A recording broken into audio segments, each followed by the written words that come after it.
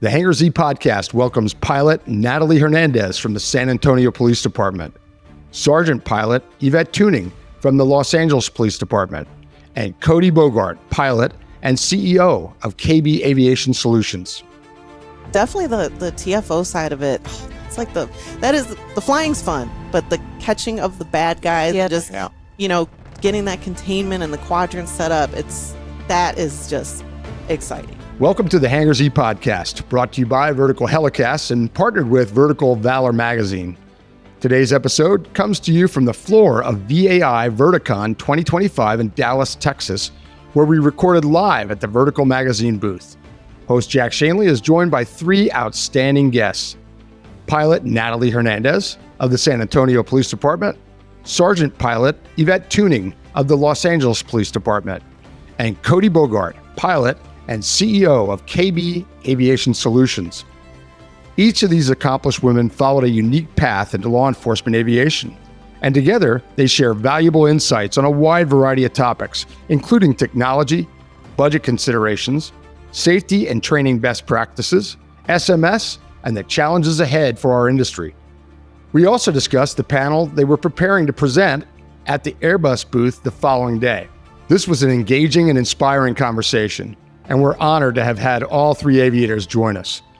Don't forget to like and subscribe. We truly appreciate your support. Thank you to our sponsors: CNC Technologies, Airbus, and Anodyne Electronics Manufacturing Group. Welcome to the Hangar Z Podcast, brought to you by Vertical HeliCASTS. The Hangar Z Podcast is the first and only podcast dedicated to promoting and exploring the personnel and equipment behind the missions in public safety aviation. Still southbound, skidding to a stop. Stand by here. Looks like you're getting ready to bail. Heads up, guys, bailing. Okay, the guy, he's running through the house, jumping the fence, through the shotgun, through something out. Grabbing the shotgun. Don't go over that fence. Don't go over that fence. Grab the shotgun again. He is armed. Stay there. Hold your position. It's time for your Heli Life giveaway buzzword. Listen up and remember this word, because you'll need it to enter for a chance to win exclusive Heli Life gear. Ready? This episode's buzzword is grid. Visit contest.verticalhelicast.com to enter the buzzword. Welcome to the Hangar Z Podcast. I'm your host, Jack Schonely. Hangar Z is brought to you by Vertical HeliCASTS and partnered with Vertical Valor Magazine. And we're here in Dallas at VAI. I got that right. You did. I'm very proud of you. VAI at Verticon. For those that don't know, it's the old HAI. They had a branding switch in the past year. So we're at VAI Verticon in Dallas, and really lucky to have our three guests today. These three guests, one of who's been with us before, and the other two are brand new to the podcast, but they're here for a lot of reasons, and we'll get into that. But one of the reasons is they're here for a panel with Airbus tomorrow. So we're beating Airbus to the punch, and we've got these three wonderful guests.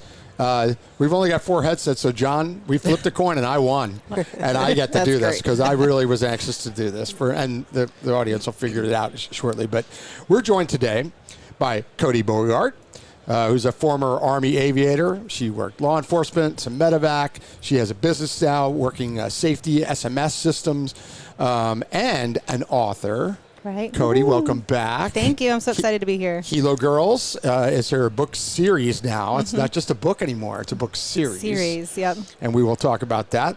And Natalie Hernandez is from San Antonio PD. Welcome, Yes, Natalie. thank you. She's Glad a to be pilot here. with San Antonio, which is Eagle, well known yes. as Eagle. Yep. And she's here on the floor with her aircraft. I am. I'm Yeah. at Metro Aviation. Metro Aviation brought them in. They did Yes. their completion.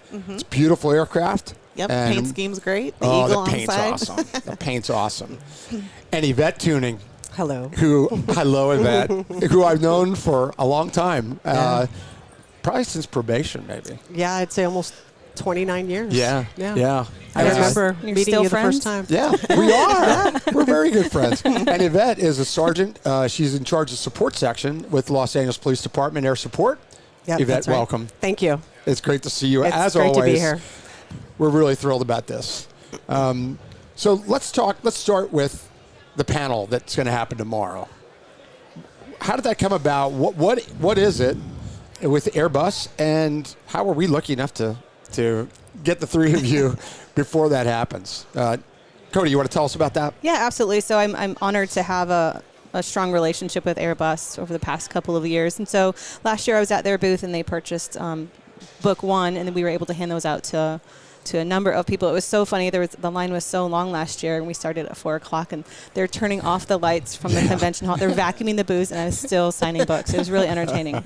But just honored to have that great relationship with Airbus. And so that was my first book, The Firefighting Pilots. And so this year with the law enforcement book, we're going to do the same thing. So they purchased some books, and then we're going to hand them out at the booth tomorrow. Nice. And so through their marketing department, they were like, it'd be great for us to have a panel of law enforcement female pilots. And I was like, yes, that's a great idea. Yep. I can't think of anything better than that. So it's going to be really exciting. So that's kind of how that all started, just to help promote Airbus, of course, and then the Helo Girls series. And so I'm really excited because I don't know if you guys know this, but they're bringing in, you should know, I think, the all the girls from the Dallas the Girl Scouts? Yes, all the Girl right. Scouts, Right, yes. right. And then I think Frontiers of Flight, is doing some stuff as well, bringing so. other kids in. So there's going to be tons of kiddos, and I think that's going to be I love absolutely that. awesome. I love that. Yeah. I am so looking forward because after the panel, there's going to be a Q&A so the kids can ask questions, or anybody can ask questions. And I think that's going to be like the gem. I think that's going to be so fun. Yeah. That's really cool that they're bringing in the Girl Scouts. Yep. I was a Girl Scout. Oh. So you're an alum? Girl I was Scout? not. Girl No. Scout? I was. Yeah, 2 out of 3 were Girl Yeah. Scouts. You were busy driving trucks in the Army. I was running around in the woods. I don't know. Building forts. How did this come about to you? So Allison from Airbus reached out to me and asked, said this is what we're doing, and would you be interested in participating? And of course I said yes, because we also have a great relationship with Airbus, and whenever I need something, they always, help us out. Especially in your position now. Yeah, so obviously if they need anything, then I'm going to help them out. So Good. Same thing, Natalie? Kind of the same Airbus thing. connection with your department? Yes, because we purchase all of our helicopters through Airbus. Yeah. And so Kelsey actually reached out to me and asked me about it, and I was like, yeah, I'll do it. That's great. Because right now I'm the only female pilot on our department's helicopter unit, and if I'm not mistaken, at this time I'm the only female law enforcement pilot in the state of Texas. Really? Yes. That's awesome. Now we're really lucky. Sad, such a big sad, state, and only awesome. one. Yeah, so that's what I was told. I don't know if that's still like a thing or not. Yeah. I've been trying to research just to make sure so I don't give misinformation, but I believe I'm currently the only one still. Wow. And Austin PD, I just talked to a female from Austin PD. She's going to be their first female helicopter pilot. So now she'll be number 2. I'll be. You've got seniority. Exactly. For vacations and stuff. Yeah, exactly. Well, that's great. That is great. I love that Airbus decided to do that. I love that they're supporting you in the book series too. But that it grew. It went from a book signing, which was a great idea, to, hey, let's have a panel of women pilots. Yep, that they know you're going to be here anyway, because you're coming to Metro, you're coming because of your position, and you're coming to get book signed, and here we are.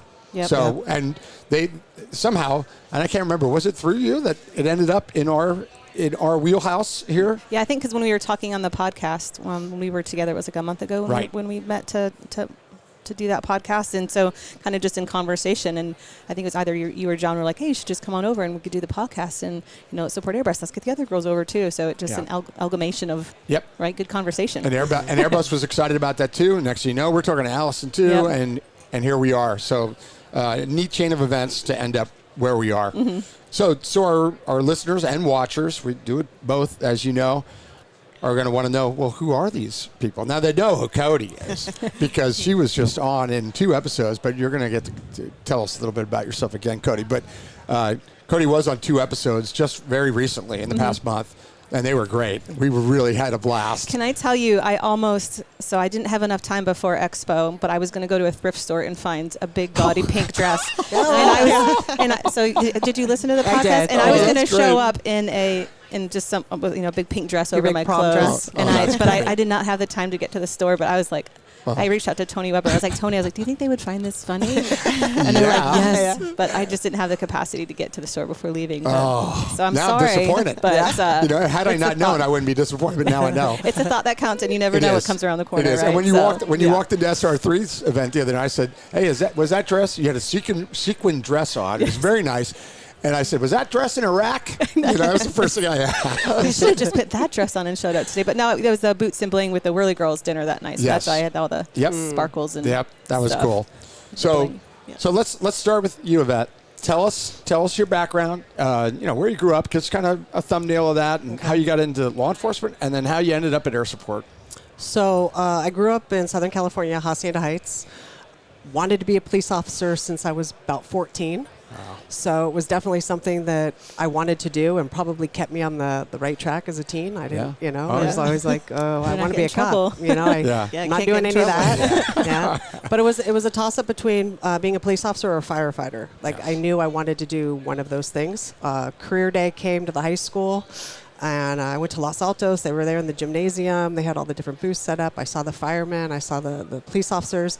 And I kind of looked at what they each had. And then when I was talking to the firefighters, it was mostly EMT stuff, EMS. Yeah. And I'm not good with that. So I was like, I can look at it, but I don't want to touch it. I want to go hands-on. So then I went over to the sheriff's booth, and I thought, this is what I want to do.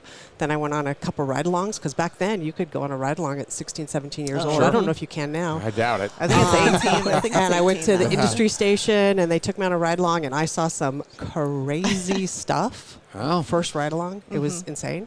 And, won't get into all the details, but I'm like, can I go look? Can I go in there?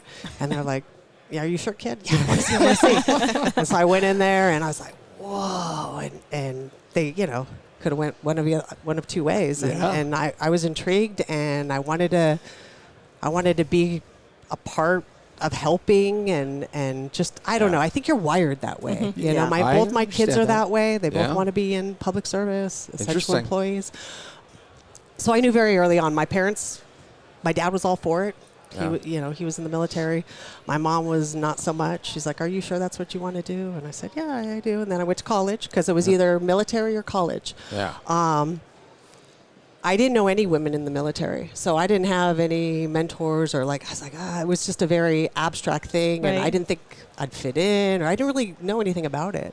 So I said, well, nobody in my family went into military college. Service or well, my dad was in the military, but nobody went to college. So I'm like, I'm going to do that. That'd make my parents proud, right? So I did that. And then dad would maybe be an attorney, maybe an accountant. Nope. Circled back to law enforcement. Wow. Then I went to Police Academy in 94. And then I did my probation in 77th Division. And then worked as a probationer. I got to work the gang unit, which was not really something that they did, but they did. They reached out to me and they said, "Do you want to do this?" And I said, "Heck yeah!" So I did that for the phase 3 of the probation. Then I was during probation. You did it during probation. Wow, isn't that insane? For everyone listening, that says a lot for Yvette. That's unusual. Very unusual. Very unusual, especially there. And that was 94. That was 94. Ooh, it was busy in that place. That's really cool. I did not know that happened to you on probation. On probation, yeah. So that was interesting. Yeah. And then wheeled out of there and went to Northeast Division and kind of had the brakes put on, because it was a very different division. Very different. And then I was bored, and an opportunity came up to work Central Bureau Crash. Yeah. And they take loanees from the 5 divisions in the bureau. So I put my name in the hat for that, and I got to do that for a couple years. And then I was working Crash again, but now on a bureau level. And then I really wanted to go to Metropolitan Division. Yeah. So back then, you really had to be a P3. So I took orals everywhere. And back then, you had to take a P3 test. Right. And I was in the 24th month of that list, and I made P3 my 24th month. Didn't even know it, so I went to Southwest. Was a training officer at Southwest. Then I went to Metropolitan Division. Okay. Then as a Metropolitan Division 10 years. And then I made detective, then I made sergeant, then kind of switched between detective sergeant positions, and eventually landed at Air Support Division. And that was like a dream job. That's awesome. Yeah. Never anything I thought was ever possible. I always thought, had to be prior military pilots, or you had to already have a rating, which I did not have the financial means to do that. Yep.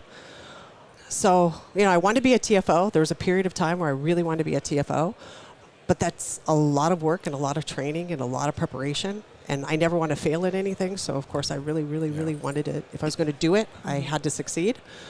But I was always in a great position. I mean, horrible thing to have, right? You're always in a place where you're like, I don't want to move out of here. Right. Yeah. So, but as a supervisor, I got to apply. I tried out twice. And then second go around, I made it. So I've been there about 8 years now. Wow. It's been 8 years. Yeah, so they taught this old lady how to fly. Because I was not young. We're not asking ages today. That's okay. I'll share. Yeah, I'm not afraid to say an age either. Yeah, I'm not scared. That's cool. And for our listeners, 10 years in Metropolitan Division. Yeah. Just quick thumbnail on what Metropolitan Division is. So Metropolitan Division is the division that encompasses SWAT, K-9, mounted unit, and then we had, at that time, we had 4 line platoons. It used to be 2 line platoons, Right. and then we had a very supportive chief, actually. What was the name? Parks. Oh, yeah. Believe it or not, he was very supportive. Yeah, And he was of certain things, He yeah. beefed up Metro. Yeah. So I was in A platoon. My boyfriend was in B platoon, so I was Platoon, good. yeah. I didn't want to work the same division as Yeah. him. And who ended up becoming my husband. And I worked there for, 5 years, and then I got the opportunity to go to Bratton's detail. So Chief Bratton. Oh, that's right. So I became forgot about that. security aide for Chief Bratton. Yeah. And, I had tried out for K-9. I really wanted to go to K-9 and tried out twice. Did the 2-week loans, everything was great, had so much fun. Yeah. But, O'Sullivan, I'm competing against Dennis O'Sullivan and some amazing police officers that were, the competition was stiff. Yeah. And I'm so glad that they gave it to the most qualified person. I'll never poo-poo on that. Like the competition was hard and it wasn't meant to be. So I said, the second go around, I said to my husband at the time, I said, if it doesn't happen, then I'm moving on. Because if I go to K-9, I have to give them at least a 5-year commitment. Oh, yeah. Mm-hmm. Oh, yeah. And we want to have kids. So either I get it now and then we put off having kids, or I don't get it and then we start It's a good discussing plan. having a family. Yeah. And, everything happens for a reason. That's Because it all right. works out like it's supposed to, right? Yes. Yeah. Yes. That's great. What a cool chain of events and career. Yeah. You Yeah. work Oh, some gosh, really yes. good, and Yeah. I can say, because this is someone from my department, that your reputation from the very early days was really good. Because I remember being you. I was probably in K-9, and you probably went on some searches, and we didn't take many new people on searches along with us, but people would say, "Oh, take a vet." I had some really good training officers. You did. Yeah. Really, really good That's training good. officers. And I have lots of stories, but we're not. There's so much more to this. So I know. Well, that's great. And then you end up at Air Support, and now you came there as a sergeant, but now you're in charge of support section. Tell us what support section is. Thank you to our sponsor, AEM. Their revolutionary MTP 136D P25 aerial firefighting radio is U.S. Forest Service approved. It's in stock and ready to ship. Grounded unexpectedly? No problem. AEM stocking dealers across North America are prepared to support all your mission-critical needs. Visit aem-corp.com/radio. So support section, I oversee in my office, it's the chief pilot, chief TFO, safety officer. That's directly who's in my office. You guys heard, Oh, yes. the conversations that were going on in there when we were meeting. Yes. And then we have a flight school that's in-house. So we have instructor pilots and check pilots, and then we have maintenance out at Van Nuys. So all our big maintenance is done at our hangar in Van Nuys, and I have 2 officers that liaison with them, and they do our our maintenance flights. So total under my command or control, it's about 10, 12, and then the students that are in flight school. So they get moved to the support section while they're going to school, so that's all under me. Lots of hats. Lots of hats. And then, Yeah. Purchasing aircraft, and when things break, trying to, work through that. And we're constantly looking for new things to put in the cockpit, and, everybody's coming up with new cool stuff. Yes. And so that all goes through support. Yeah. It's a big job. It's Yeah. a support section supervisor, and everyone in support, but particularly your position. It's the most demanding supervisor job at air support by far. You agree with that? Yeah, and I'm also the watch commander too. Sometimes. Oh, exactly. So right now we're that's another short. hat. You get pulled in so many different directions. She's got a big rack of hats right behind her desk. Watch commander, support and maintenance and training and fueler. It's a hard job. Yeah, fueling. A little bit of everything. Yes. So great. Thank you, Yvette. That was a nice. It was kind of going down memory lane. Yeah, that was nice. Because I had contact with Yvette over those years in several of these positions, so we knew each other a long time. I knew you were there. We used to ride. We used to cycle together, yes. and I always wanted to go there. And right when I got there, you had pretty much retired. left. Yes. And I was so bummed because I really wanted to work there with Jack. The timing wasn't there. I was disappointed as much as you were because I knew you were going to succeed there. I knew because I knew you for a long time, man. It's like, oh, she's perfect. Perfect. And so I'm sorry I retired. Yeah. Shame on you. Yeah, I know. Natalie? Yes. Tell us your journey here. This is an interesting story, especially your family history with law enforcement. Yes. Tell us your story, where you grew up and how you ended up as a law enforcement officer and how you ended up in San Antonio and then in the air unit. Oh, yeah. It's a long story. Yeah. It's a really interesting story, though. Yeah. It has some neat twists to it, especially the family part. I was fascinated by that. Oh, thank you. Yes. So I actually was born and raised in Chicago. My dad is originally from San Antonio and moved to Chicago when he was like 14. Met my mom in high school, and then they had some kids or whatever. Yeah. But I grew up in a law enforcement family. My dad was actually a Chicago police officer. Yeah. He retired as a narcotics sergeant. So he liked to do all that stuff. He wasn't into aviation and all that kind of stuff. He wanted to catch bad guys all the time.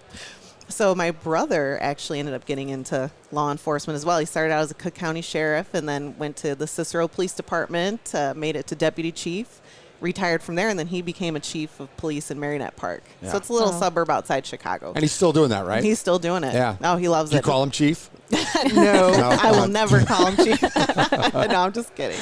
But yeah, he loves it, and I'm just so proud of him. Yeah. But when I was in college, my parents were retiring down here because they got tired of the snow, and Chicago, it's miserable and snowy for 6 months out of the year, and it's just beautiful city, but the weather just sucks. Yeah. So came down here in 2005 actually, and just loved it. Loved staying here, and Chicago had a hiring freeze, and so I looked into San Antonio, and the cost of living is it's just great. So I got on the San Antonio Police Department. Yeah.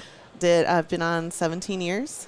11 of those years in the beginning was the street. I broke out on East Patrol. Then I went to the problem-oriented policing unit, which I guess is like a street crimes unit or like a tactical unit. Mm-hmm. So I did that for about 5 years and then went back to patrol because I wasn't sure if I wanted to promote, because I had always wanted to get into aviation, but again, the funds. It's just crazy expensive. And, as police officers, we don't make millions of dollars or, hundreds of thousands of dollars to fund an aviation career. So that kind of went on the back burner, and I ended up actually working a side job with one of the sergeants who's retired now. But he said, hey, have you ever been interested in coming over to Eagle? Because we have an opening.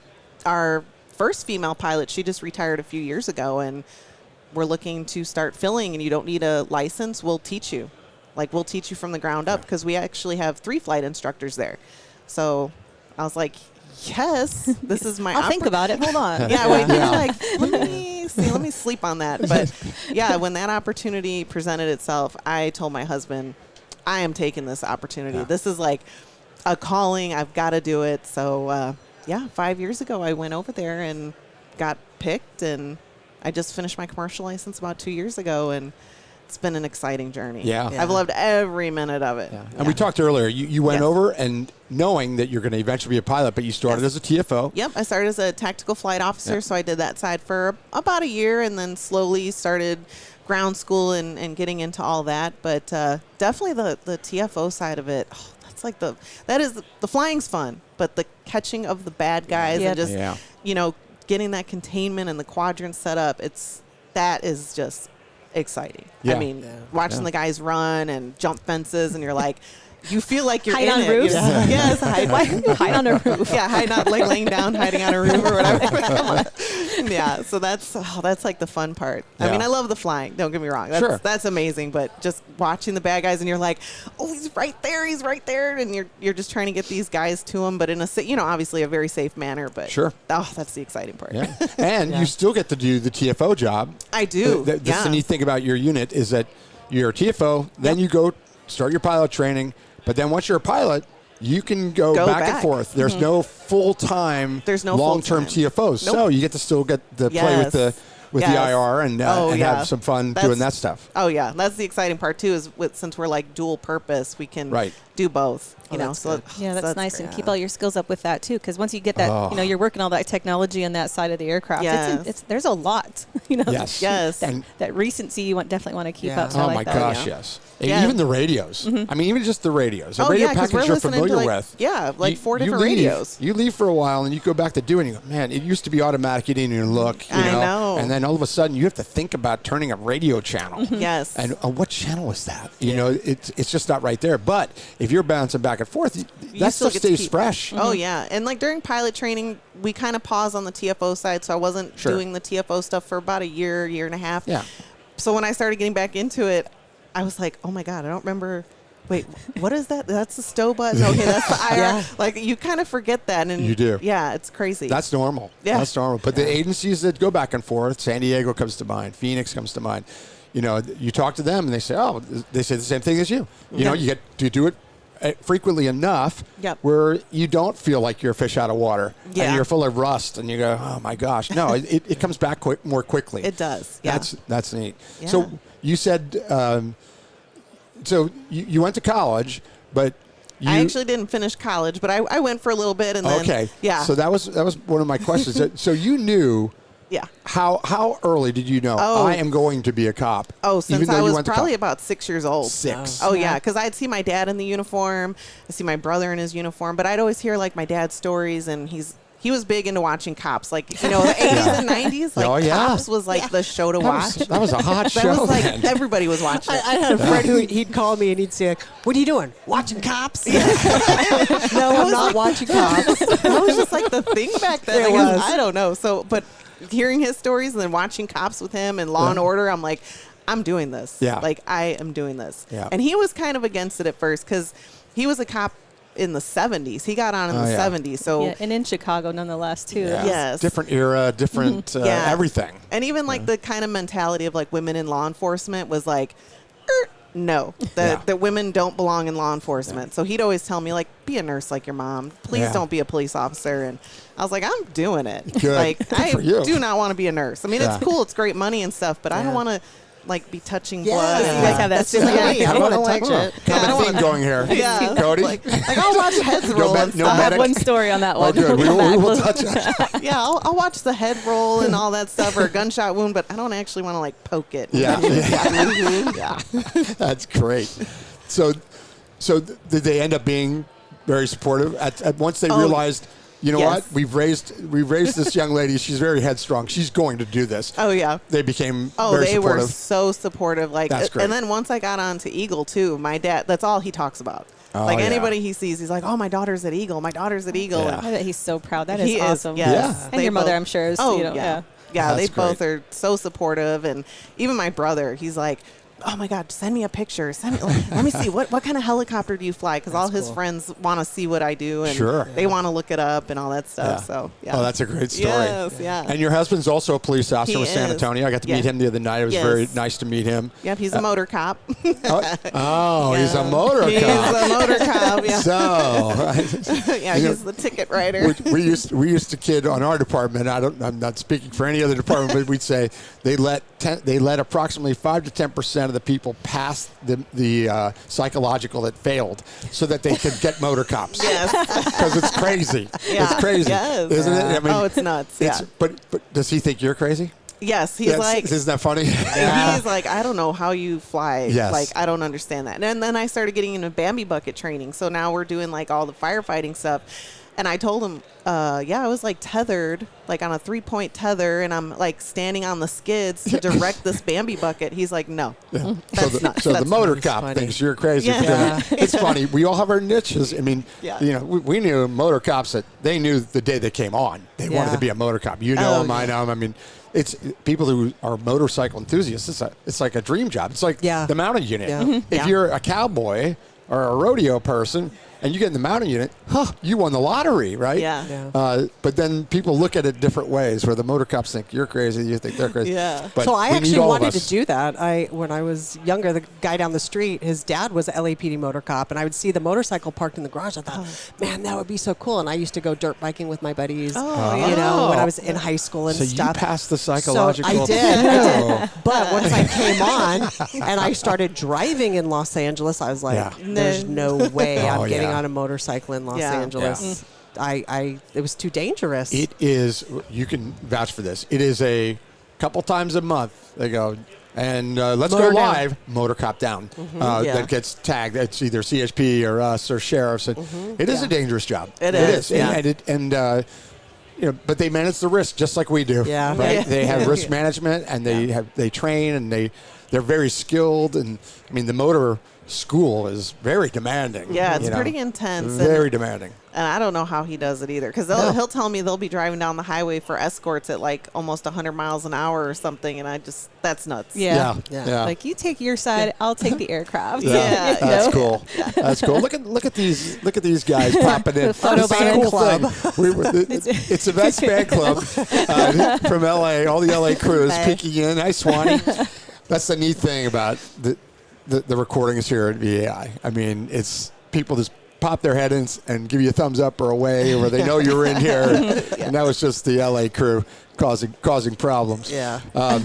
Kodey, we just had you on, but give us your story, because Kodey's story is really unique too. Yeah. Just as we were finding from Yvette, Everybody, and right? We all have our journey to get to wherever we are. You That's know? right. So it's mine. I'm not as illustrious as you guys. I'm not a law enforcement person. I'm not a sworn deputy. So it was really unique where I was in the sheriff's office. I was at is we were all civilians. Even my TFO/medic is a civilian. So I admire, all that you guys have done. My aviation started when I was in the military. I went on a morale flight, and I think I was either a truck driver at the time or doing maintenance stuff at the time, and they were giving morale flights, and I was like, yes, I definitely want to go to this. They put me in the crew chief seat, and I just kept looking up front, and I was like, these guys are so busy, and I love to be busy. Like, I'm always doing something, and I was like, oh, I want to do this so bad. And I have actually a picture of that day, and I call it my chiclets moment, because my eyes are shut because my smile is so big. I'm all teeth. And I think I went up like 5 times that day. Like, definitely more than everybody else. I'm like, can I cut in front of you? Can I get in front of line here, please? Like, I definitely need to go up in that aircraft again. And it was in a UH-60, and I just absolutely loved it.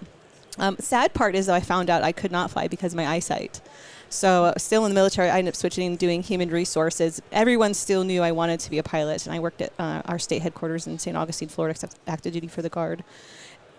And then a gentleman who's still my mentor to this, they came up to me and he's like, hey, Kodey, so the Army and the Navy are getting together. They're doing a research study program on refractive surgery, so either LASIK or PRK. He's like, you should apply. And I was like, hell yeah, I should apply. So I did, and I had the Navy did my eye surgery. I had PRK, so it's a little bit different than LASIK.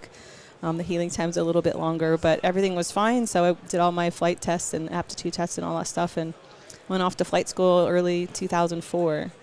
Which was awesome. So the unit I was in was an Apache unit. So mid-flight school, they're like, hey, we're getting rid of our Apaches. We're going to get Blackhawks and Chinooks. Which one do you want? And I was like, can I still go to the Apache course first? That was denied. But so I chose the UH-60 because of, it's a good airframe, but I liked the mission. So it was an air ambulance mission, and I just absolutely love that stuff. So when I did get out of the military, I was trying to figure out, what am I going to do now? And I had no idea.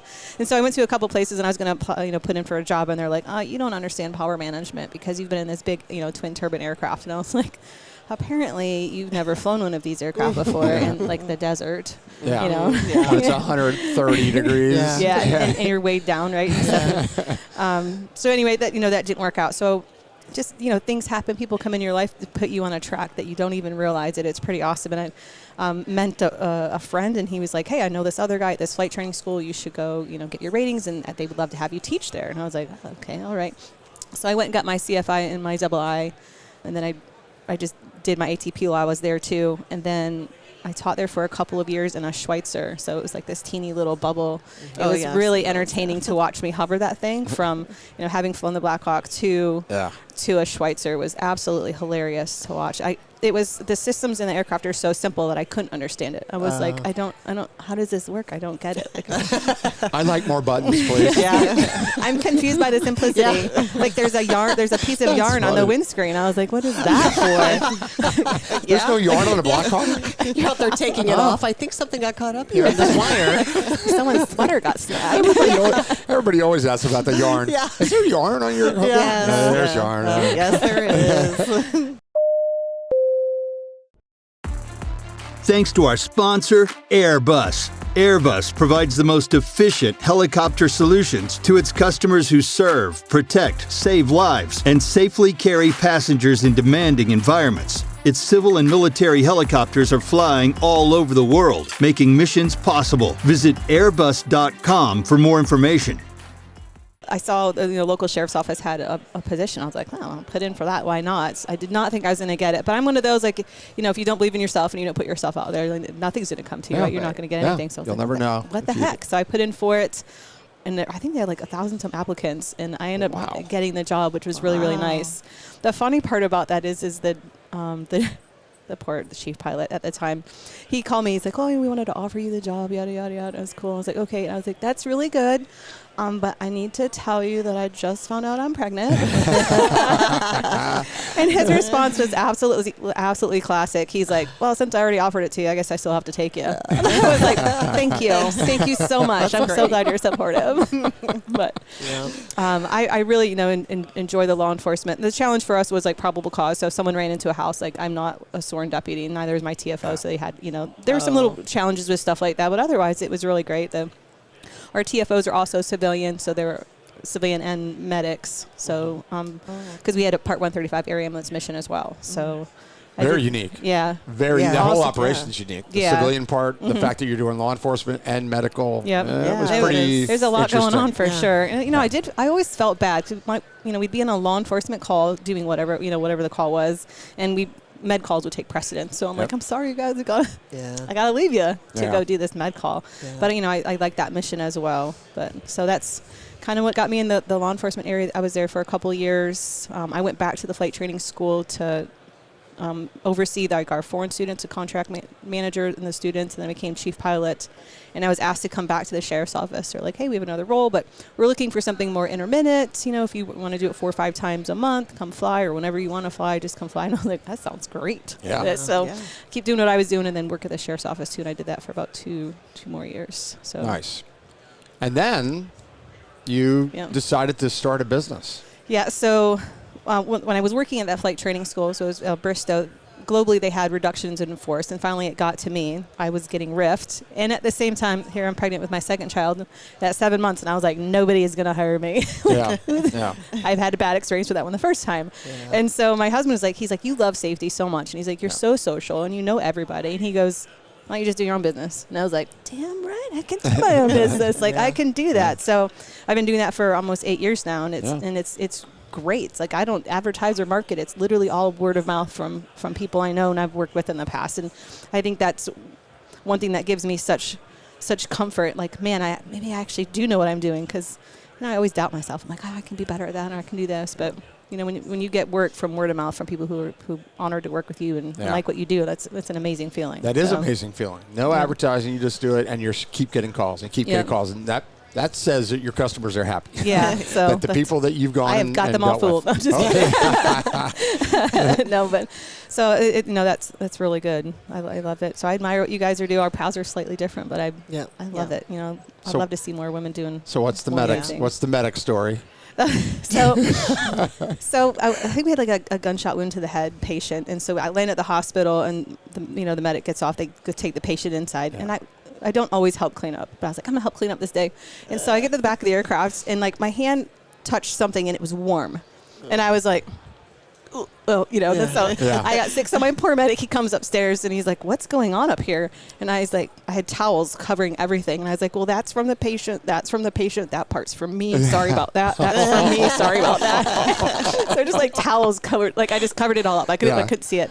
But another funny part too, that when you were talking, Natalie, that made me think was, so we had the Bell 407, so the patient's legs would be right up next to you. So even if they had a lower extremity wound, they still have to have access to the airway in the head. So I would still have that nastiness possibly around me. Yeah. And so I would fly with these towels behind me, and it's like I grab a towel and like cover up the patient. I have to see stuff. So you don't have to see it. On my way to the hospital, I was like, I don't need to look at that. Or their toes are touching the, real close, like the FADEC button on the dash. I'm like, oh my gosh. Oh my gosh, that's good. So let's go into a little bit about each of you with aviation. Was there a spark of aviation at some point before the job? I mean, do you remember as a kid anything, or was it after you came on the department that you obviously worked with air support, where the aviation became, well, that would be cool? So I had a kind of like a play uncle that had a plane, had a fixed wing, and he hangared it at El Monte. Yeah. And so that was really the only person in the family that, was a pilot. Yeah. I never went in his plane with him. My parents didn't ever want that to happen. Yeah. But it's kind of a funny story. When I was in high school, I was at a party, and and I grew up in sheriff's territory, and I remember they breaking up the party, and I see the airship shows up, and they got the night sun, and I'm like, and here I am at this party with all these drunk kids, and I'm like, that is so badass. I just remember looking up, going, man, I already knew I wanted to be a police officer, but I'm like, man, to do that would just be cool. But then I thought, right, that's just that's not going to happen. Yep. That just was like not going to happen. But that's funny. That's because I really thought I would have had to go your route, do the military and get the ratings, and then come over. But it's funny how often we hear that where people from all backgrounds that say, I really didn't think it was going to be possible. Yeah. And then they find out, oh my gosh, it is. It is possible. And the light bulb goes on. And some people, when they get that, it's not going to be possible, they just live with that. Yeah. They just say, well, that's the way it is. Yeah. But others go, no, I got to look into this deeper. And then they all of a sudden, you learned. Well, I can do that. And it was somebody on the job who worked air support had come up to me. I was now a supervisor, and I was a sergeant, and he had said, you ever have any interest in going to air support? And the funny thing is, you rewind, my ex-husband, they had actually solicited him to apply. Oh, really? And he always knew I wanted to go there. Yeah. And I kind of looked at him like, you better not. That's my job. I didn't know that. And so Randy was like, Yvette, I have no interest in doing that. He's scared of heights. I found this out on vacation. He did not like to be. We climbed the pyramids in Chichen Itza, and he's at the top and he's like freaking out. So when they asked him to come to air support, I was like, oh, you better, because he was great at what he did.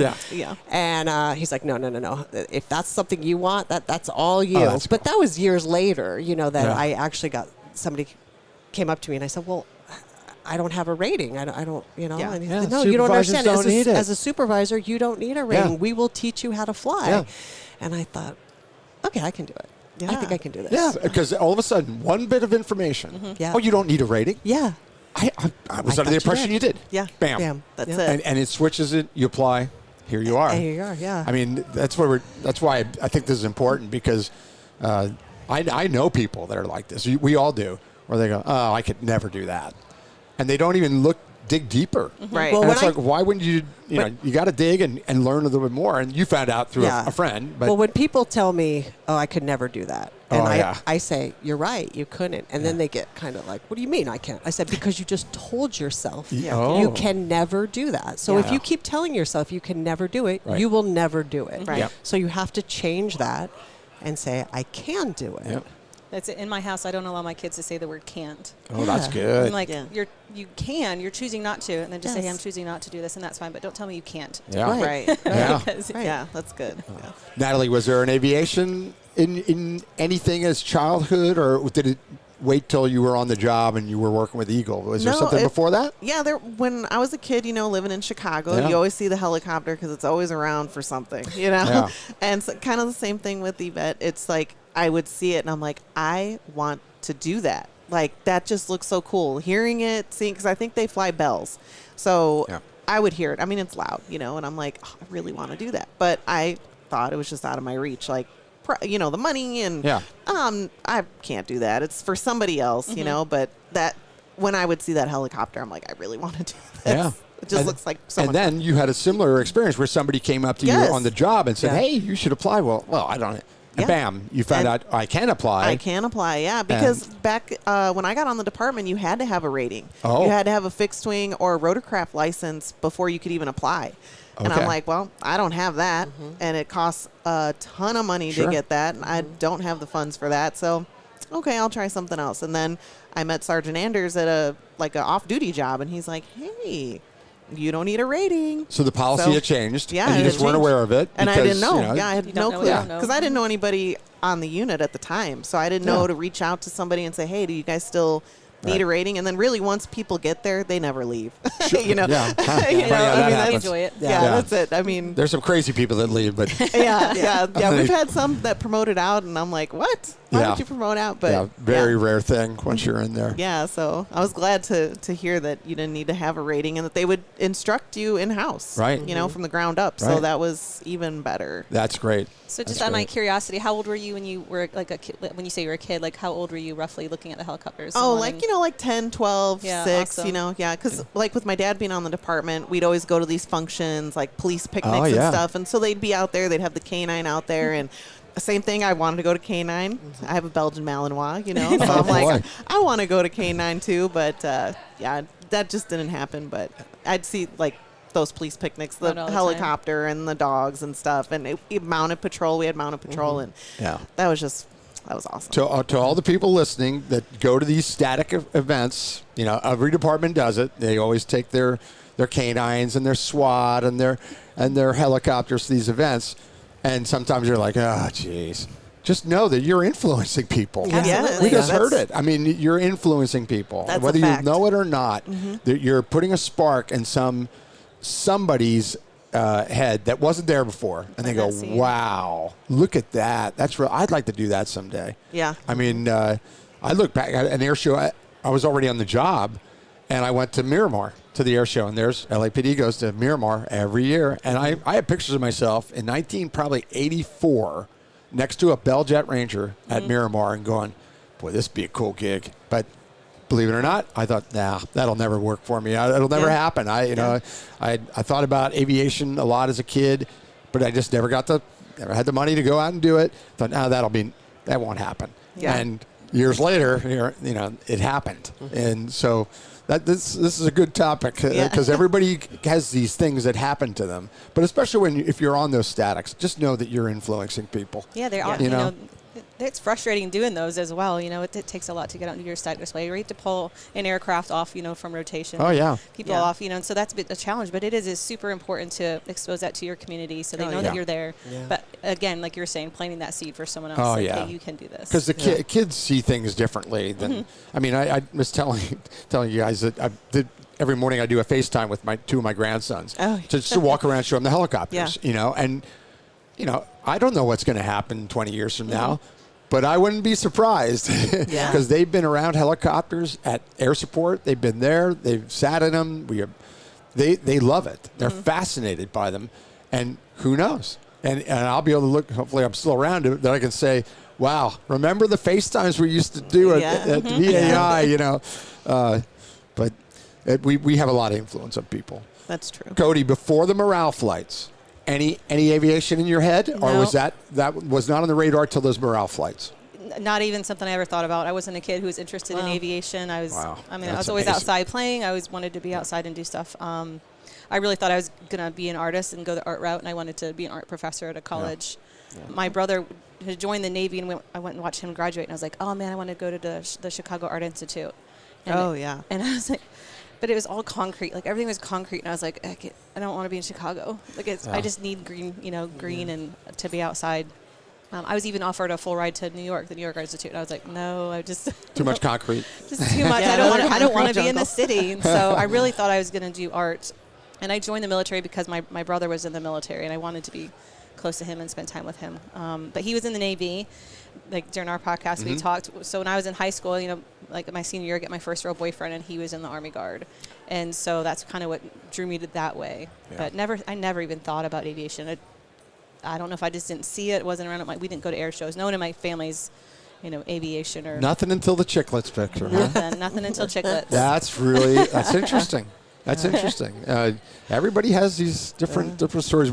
It's funny that you brought up the party with the Night Sun. We had a guest from Sonoma County, Larry. He's a TFO there, and he was out on a country road with a buddy in a pickup truck, I think, and next thing you know, the Night Sun's on their truck. Next thing you know, they got proned out. I mean, it ended up, it wasn't them. Yeah. It was kind of like my cousin. I said, did you call my cousin Vinny? Did you call your cousin Vinny? Because it was just like that, where they were getting jacked up. And then they said, oh, sorry, and dusted him off and said, it's not you. Yeah. But that was his first experience with Henry 1, and now he's a tactical flight officer there. Oh, I know, we that's just thought that awesome. was really That cool. could have went one of two ways. It could have gone a couple ways. Yep. And he might have been on a dirt bike because he was a motocross guy, but to have that first experience with Henry 1 that he shared with us, we really enjoyed that story. It was pretty funny. Traumatic experience. Oh, Yeah, I know. Yeah. So there's a lot of different things going on in changes in law enforcement and in law enforcement aviation and in aviation in general that with women. There's programs, there's in all sorts of different groups and supporting each other. Can you talk about that topic a little bit? Is there something that came up in your journey that kind of helped guide you, or that's there now for you? Is there anything that comes to mind about that? Yvette, anything? Thank you to our sponsor, CNC Technologies. CNC Technologies, serving law enforcement, government, and military markets with tailored mission solutions, system training, and live 24/7 support with CNC.live platform. Explore more at cnctechnologies.com. You're making a face. Yeah. Pondering. Or was it just you? I mean, I know you well enough that I know you were just like focused but yeah. I mean, the biggest supporter, and although he is my ex-husband, was my ex-husband. Was Randy. Yeah. And, I mean, he's still my friend, but he was always the one that told me early on in my career, because I met him 77th. Yeah. And he had told me, you can do anything on this job. Well, at first he didn't really want to work with a woman. And that's a funny story. Oh, yeah. So he was off. He came back from vacation and he looked at the board and he's like, who's tuning? Yeah. And they're like, oh, she's the new probationer. And he's like, she? And so it was kind of interesting. We get in a food pursuit in Hoover territory, and we're jumping fences, this and that. And he's in the front. I'm on the radio. I'm calling everybody in, and the guy throws the gun and goes down on the ground. We cuff him up, and Randy looks over. He sees a black and white, and he's like, gets the guy off the ground. He starts walking. I go, where are you going? He's like, that's our car, right? I go, our car's on Hoover. Well, I was with you. Yeah, I was with you, you chauvinist. And he was like, oh, what? And that kind of started changing his mindset on women in policing. I'm interesting. Like, so that was interesting. And after that, he was very supportive, like, hey, if you want to go here, do this, do this, do this. So he was a big cheerleader. Yeah. And then I had support from my mom, who moved back to California and helped take care of our kids. And she was always like, whatever you want to do, do it. If you want to, she wanted me to be a captain. I was like, I don't want to be a captain. And she's like, no, you promote, you do whatever you want. And so I had some challenging jobs because everything is like a building block to get to this position. Okay. You know, you really have to have the complete package to get to that position. Yeah. So those were that was my support system. Now I know we have like LAPOA, women, and I'm a member of LAPOA. It's our Women's Police Association with LAPD. Oh. but it was my family who really supported me to get me to where I was. I mean, I've kind of become the mentor though for other, like I like to mentor other women and like when I was running a specialized unit, I was a sergeant of a specialized unit at Mission Division, and there were no women in it, and I'm like, so I remember being in patrol, and they need a female for a search. And I hated that. It was always like, hey, we need a female for this. And it's like, oh, God, get your own dang female, you know? So I'm like, we need females in the unit for that so we can take care of ourselves for doing different missions. You know, we need diversity in this unit for many, many reasons. Right. And so I had recruited 2 gals, and they came in the unit, and they wanted to work together. And I was really wanting to split them up. Yeah. Just to spread, you know, and they were like, well, Sarge, we really want to work together. And I said, go for it. And they kicked butt. And so, you know, I mentor other women. But it really didn't happen to me. Right. I have to be honest. Yeah. I mean, I came on in 94, and there wasn't a whole lot of female mentorship back then. Right. It has evolved dramatically. Oh, though, it right? has. Definitely. What does definitely. LPOA do? You know, So it exists. They exist, but- and they have like a symposium once a year, like a big conference, Right. and they bring in guest speakers. And it's last year is a woman fighter pilot. You know, they bring. It's all women, not all. Sometimes they do have men speakers, but it's just, you know, showcasing women who have had very successful careers, and basically, you know, talking about their story. I think they had Megan McCarthy last year. She was the officer that was. That, you know, she retired, and that was a whole nother. But she was interesting to listen to. So just women who have done the job or similar jobs. And it's kind of motivational, inspirational stuff. Yeah. Is like, that's the angle of the group? Yes. Okay. Yes. And then they have luncheons throughout the year where they'll have guest speakers, keynote speakers. They do scholarships, you know, so for women who want to go back to school and further their education, they'll have scholarships you can apply for. And, Promotional stuff? Do they do stuff with promotions about exams? And exactly. They'll have, you know, helping people prepare for the lieutenant's exam or the sergeant's exam or detective's exam. So all of those things. Yeah. I never reached out to them for any of that. And but it was shame on me. But it was there, and but you it was knew there. Yeah, kind of. You know, I'm kind of like, I got this. I'm going to do it on my own. That's how I looked at it. I said, you were so focused. I mean, I'm not surprised I don't of your know. answer. I mean, I don't think, I'm not saying that that's a good way to be. I'm not suggesting that. I definitely, if the resources are there, you know, seek them out. Yeah, definitely. I just, maybe it's a little stubborn. Like, I'll figure it out. Yeah, I'll do it on my own. You're stubborn? Are you stubborn? A little bit. Yeah, all right. A little bit. I didn't know that. I don't know.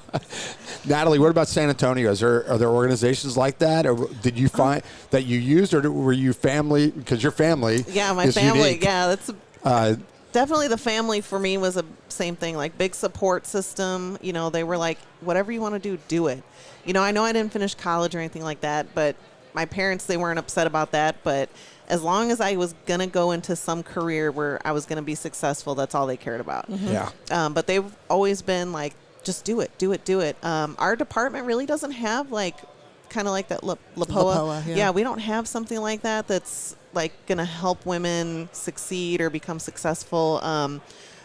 We kind of just all kind of get amongst each other, which there's even our department, it doesn't have very many women on it. That was going to be my question. Yeah. What's the percentage? Do you know? Yeah. I think it's only like 10% or 8%. Because our department has about 2,500 officers. And right now, I think we only have maybe 500 females or so. Maybe a little bit above that. We're getting more and more. But when I came on 17 years ago, I mean, there were only like 150 or something. It was very, very small. Right. So we kind of just try to lean on each other. But then, you know, we're females. Sometimes we don't always get along. And, you know, sometimes we don't support each other, like, you know, which is sad. But it would be nice to have something like that. Like, I am a part of Whirly Girls. I'm part of that. And they're big in women in aviation and rotorcraft especially. And I love that. And it seems like they do a lot with young girls and try to get them into aviation. And but that's your awareness has been since you went to the aviation unit. It wasn't before. No. Okay. Yeah. But now you see the value of that, and now you're part of that. Yes. And again, taking kind of the mentor role. In that organization, helping others with the and that's careers. kind of what I try to do now, being on the department, because back when I got on, again, sometimes women weren't helping each other, and that just bothered me, because absolutely. I'm like, well, if I want to do something, how do I do this? And you know, they don't want to tell you. It's like they want to keep it a secret. You know? It's very competitive, It right? is, and sometimes we're our own worst, you know, like Yeah. we're not each other's friend, Yeah. and it's a strange dynamic. I never wanted to be like that, you know. I didn't either. I was always like, you know, it's just help each other out. But we had an environmental audit at Metropolitan Division because there wasn't enough women there. Yeah. And I was interviewed in that environmental audit study by a female sergeant, Sergeant 2, and she was from ERG or wherever she was from. And that interview went very not the way I thought it was going to go. Like, she was.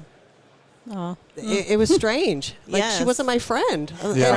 And it was like, odd. here she was like, well, yeah, I never tried out for Metro because, you know, they just would take me because I was a woman and I wanted to. Right. And I was like, what did you just say? It Yeah. was very. That is odd. Very strange things happen. So.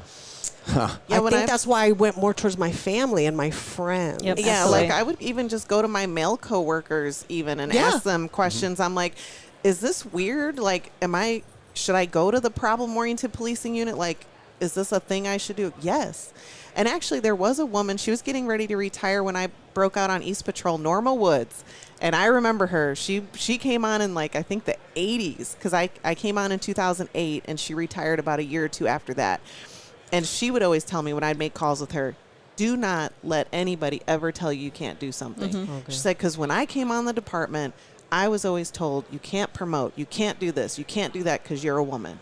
And when we'd make calls, she'd be like, you do something on this department. You better make a name for yourself. And so after that, I was brand new. I think I was still on probation. I was like, I'm going to listen to Miss Woods. Yeah. So that's great. You found a mentor. So I was was lucky enough to find her, but most of the women on the department weren't like that. And I just don't understand why, you know, like I thought we all want ourselves to succeed, and, you know, but I think it goes back to what you were saying, Yvette. I don't know what it is about us that we're competitive, and I don't know if it's something that we've had to, because we've always had to be competitive to fight to get to where we wanted to be, so it's kind of naturally ingrained in us. But that's my experience. It has never been a woman supporting me to do anything. It's been the other way around, like, oh, you can't do that, or you want to be good at that. And, you know, it's been more women putting each other down, and I just didn't have patience for that. Like, I'm like, whatever, and I'll just go do my own thing. But my mentors are men, because not just because there were more men around, but the women that I were around were not supportive, and they weren't kind, and they weren't like, you get this, girl, you go. And so I think you even talked about some of the saying, oh, you don't want to do that. Yeah. I mean, kind of thing. When I was in human resources, and they're like, oh, you can't do that, or you don't, And I was like, I definitely want to, though, so I'm gonna. Like the one said, well, you know, they're only going to take you because you're a woman, and people are going to say that. What are you talking about? You Like, know? can I just be good at my job, and that's why they want me? Yeah. Well, and she'd said she wanted to do it, and I said, well, shame on you for not doing it, and shame on you for listening to all those people around you. Yeah. Because my experience once I got to Metro, I was treated well by all the men there. I've never had a bad experience. Like I that never have. personally. Yeah. I know other It people comes down have. to just being you. The Metro is a great example. Very qualified.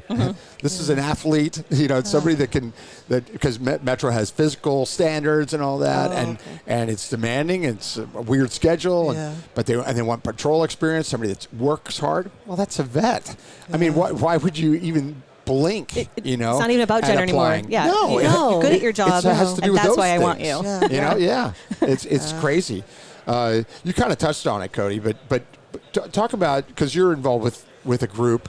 It's Whirly Girls, right? Or is that other group that we talked about in the podcast where you meet for lunches? Yeah. So I started. I was frustrated as a woman to not be around other women, and then like we've kind of discussed here, women who were actually supporting each other and not just saying something nice to your face and then saying something else as you walked away. Yeah. So I started a nonprofit where I live called the Space Coast Women in Aviation Alliance, and the whole intent of it initially was for us to get together and kind of do lunches and hey, how's it going? What's going on with you? This is me. This is who I am. How can I help you? How can you help me? And us to actually build each other up and socialize. But it's really obviously grown a lot more. So every other month we just do a happy hour social, and we could get together and network and really do try to uplift each other. And then on the other months we meet with younger generations of kids to take them on a tour of a control tower at an airport or through a robotics company that lives near us. And being on the Space Coast, there's tons of aviation and aerospace companies there. So we're very blessed on that, but it's been a really neat group of we do uplift each other and try to support each other. You know, if I have a bad meeting this week, like, hey, can I call you on Thursday and just vent with you for a little bit and complain, or, you know, and so we do that, and it's been really, really awesome. So I wanted to create something because I'd never had it. Yeah. And I know there's a lot of good organizations and stuff right now. I know there's Women in Aviation International, there's Whirly Girls, there's the International Association of Women Law Enforcement. You know, there's a lot of stuff, but they get so big. Yeah. I feel that that interpersonal can sometimes get lost. I mean, I don't think that with the Whirly Girls, because, you know, but I just wanted something a little bit more intimate. So I've heard of Whirly Girls, and I'm not a member, but I have to be honest signed with up. you. Hold on, let me get my phone out. We got applications. I always say to people, I'm not really an aviator. I'm a police officer who happened to become an aviator or learn how to fly. Yeah. So I will be honest, sometimes I'm intimidated by some of those groups because I think they're aviators and they're all about, you know, they've got, like you have multiple ratings. Very impressive. Yes. I got a private and a commercial. And then sometimes I'm thinking, do I really fit in that group? But imagine the other woman who's thinking the same thing that you can help uplift just by your presence and being there. Yeah. And who thought that same thing about herself, and you could say, no, we do belong here, and I am in aviation, but I'm also a police officer. Like I'm a double badass. Yeah. You know. Oh, that's a weird way to think of it. Double badass. But isn't it interesting? I'm this old, No. and I still have these little barriers. Well, you're that still human, you know? right? We're all human, so that's. I understand that. That makes sense. I mean, you look at it. Heck, all of us. I think all of us in law enforcement aviation. There are exceptions because we could both name people. Oh yeah, definitely. You know, there's people I work with that are just brilliant. I mean, Kevin Gallagher. Yeah. Chris Van Horn. Those guys are aviators. I would often say that. You know, Ed McEwen. He was an aviator. Yeah. Well, he was a cop just like we were, but they were at a different level of aviation experience. You know, away from the job and stuff. But so I felt like that too. Like I'm not really that. But we actually are. Yeah. You know, we are. And you just, we might not have that experience. We might be flying Falcon jets, you know, to the South Pacific for a rocket launch or something. Yeah. But on our off-duty time. But we're still flying and we're still working. Yeah. And we just happen to be in law enforcement, you know, or happen to be doing law enforcement medevac. You're still an aviator. Right. So I understand that, Yvette. I do. I would be intimidated by certain groups too. But I think we have to look at it realistically and say, no, we belong in there. We belong in there. You know, there are people in that group that are going to know a lot more than me and more experience. But there's going to be people that don't have my experience either. Right. They're going to come to me and go, wow, Yvette, you did what? Well, it's interesting. You know? Sometimes we'll have guys from the military, you know, pilots, they'll land there or at air support, or they'll come in on a tour, or they'll go on ride-alongs with us. And they're always like, wow, your job is so cool. I'm like, really? Like I fly at 1,000 feet and you guys go like really fast in these big huge jets and do some really badass stuff. But this is cool. You know, it's funny. It is. I had a Blue Angel in my backseat one time that said, "This is the coolest flying job on the planet." And I went, right? A Blue Angel just said that. Yeah. You know? It's all perspective, I've had right? a professional hockey player from the NHL in the back seat. This is the coolest job on the planet. Say the same thing. And it's a reality check for you where you go, you know what? Maybe I need to be less cynical. This is really a good job. Really take it all in. Because these are professions that, you know, kids dream of being in the NHL. Kids dream of being, I want to be a Blue Angel. Yeah. You know, but here I am being told by them that I got the best gig.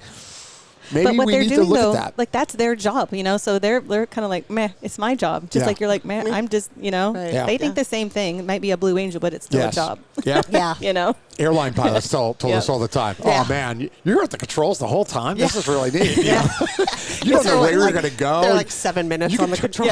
You can turn right if you want. You can turn left if you want. It's really interesting to hear perspective of a non-person that somebody isn't in your shoes. Yeah. And they're analyzing your position and going, you've got a great job. Yeah, you've got it. And then it brings you back to reality. It did for me many times, where we just kind of go, this is what we do. And it's funny. I don't want to put you on the spot, but what are the numbers in LA? You asked Natalie about the numbers. Oh, for women? For women, do you know approximately? About 20%. 20%? Yeah. So they've got this initiative 30 and 30. So they want to have 30% by 2030. Yeah. Yeah. Where we, unfortunately, we're losing so many people. Yeah. And Same. the hiring Yeah. is just It's really, hard. really It's difficult. hard, yeah. So just hiring alone is hard. Yeah. I don't know what the recruit numbers coming in as far as women. Right.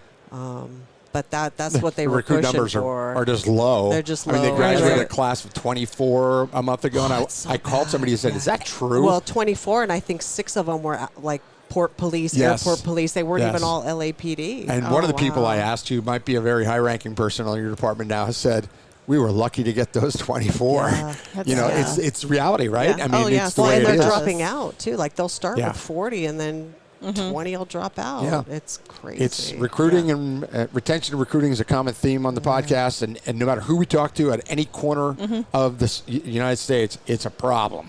Yeah. And it's going to be tough to fix. It's going to be really, it's so multifaceted. But I was just But curious. we're I about kind of thought you'd know the 20%. number. Yeah. Yeah. So let's get to something for the past 2 days. Now, you didn't get to walk around as much as you'd like to No, because I've- you're on display. Yeah, I'm You're on stuck. display, with your ship. Yes. But what have you seen here on the floor that intrigued you? Something where you went, whoa. Thanks for joining us for this episode of the Hangar Z Podcast. Don't forget to like and subscribe to hear more stories that promote the personnel and equipment behind the missions in public safety aviation. Lastly, stand by for a message after a word from our sponsors. Cheers. Thank you to our sponsor, AEM. Their revolutionary MTP 136D P25 aerial firefighting radio is U.S. Forest Service approved. It's in stock and ready to ship. Grounded unexpectedly? No problem. AEM stocking dealers across North America are prepared to support all your mission critical needs. Visit aem-corp.com/radio.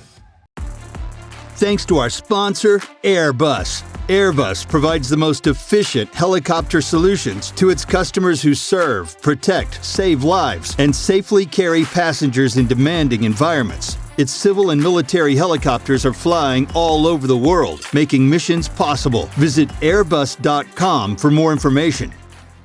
Thank you to our sponsor, CNC Technologies. CNC Technologies, serving law enforcement, government, and military markets with tailored mission solutions, system training, and live 24/7 support with CNC.live platform.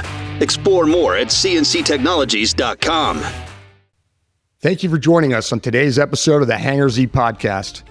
It was truly a pleasure to speak with Natalie, Yvette, and Kodey. They provided their perspectives on a wide variety of law enforcement aviation topics that we all care deeply about. John and I attended the Airbus Women's Panel after recording this podcast. The turnout was impressive, the conversation was inspiring, and the questions from the Girl Scouts did not disappoint. Natalie, Yvette, and Kodey are true professionals and incredible role models. There is no doubt that they inspired someone in that audience, and quite possibly in our audience as well, to chase their dreams and learn to fly. Our profession is too important for you not to share these episodes with someone you know that will benefit from the determination, hard work, and commitment of our 3 guests. Thanks for sharing, and thanks for joining us. Stay safe, and we'll catch you the next time on the Hangar Z Podcast.